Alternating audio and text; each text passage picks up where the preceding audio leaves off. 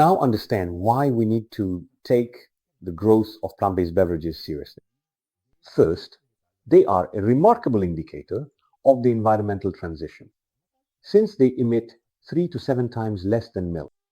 Milk in our stores alone accounts for 3 million tons of CO2 equivalent. Secondly, this is a product category that meets strong consumer demand and reflects significant societal change. But as you know, market shares are changing very little, and there is a certain variation between retailers, as you can see on the screen.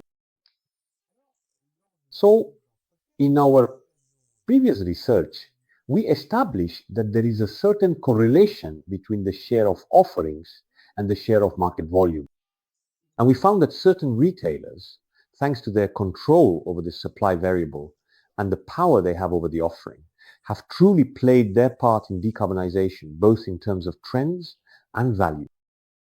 Now, let's take a look at what's happening in terms of promotions. Here too, we observe a very wide variation in the strategies adopted by different retailers. You can see on the screen the promotional exposure index by retailer over time, an index we developed with Circana, which measures the share of products on promotion compared to the total product offering, specifically for plant-based beverages. And as you can see, just like I do, in 2024, there is a very wide disparity between retailers, since for retailer H, this ratio is only 1.01, whereas it is 1.83 for retailer B. So I then sought to understand each retailer's promotional strategy relative to UHT milk and plant-based beverages by creating a relative promotional exposure index. In other words, given its share of the assortment, is one category being over-promoted compared to the other? That's what you can see on this chart. Here too, the disparity between retailers is quite significant, since the ratio between what A or H did in 2024 and what E did is 1 to 4. That's huge. So is this disparity a problem? So does this create an obstacle to efforts to decarbonize shopping carts? Well, no, take a look. In both 2023 and 2024, when I analyzed the possible correlation between the promo exposure index on the x-axis and market share on the y-axis, the coefficient of determination is close to 0. So it's not the promotions we should be getting worked up about. In conclusion, retailers' promotional strategies are highly variable, especially when comparing what they do for plant-based drinks versus what they do for milk, but we cannot establish that providing less promotional support for the category is an obstacle to the growth in volume of plant-based drinks.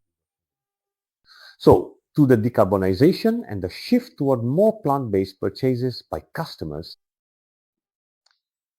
So, I then went to visit a few stores to understand how plant-based drinks are displayed and to see if there were any consistent patterns or best practices. Well, the strategies seem to be well established, with placement either next to UHT milk, which makes sense so within the organic section, due to the strong presence of one of the historic players in the organic segment. That's what you can see here at Leclerc in both the organic and UHT sections, or at Carrefour in the organic section and here in the UHT milk section, at Intermarché in both organic and UHT, or at U in the organic or UHT section, and at Okan as well, in both organic and UHT.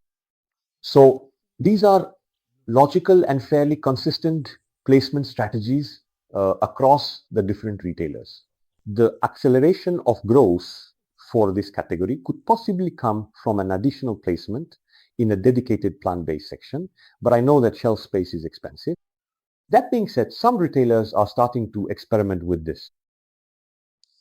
In conclusion to my various analyses on the necessary development of plant-based beverages, which emit about 5 times less than milk, we have clearly established that the main lever at this stage is related to expanding the range of offerings rather than price or promotion.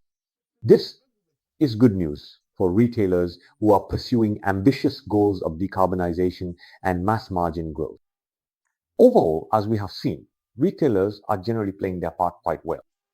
They are making fairly good use of the power of their product offerings, leveraging this power to create a more sustainable world.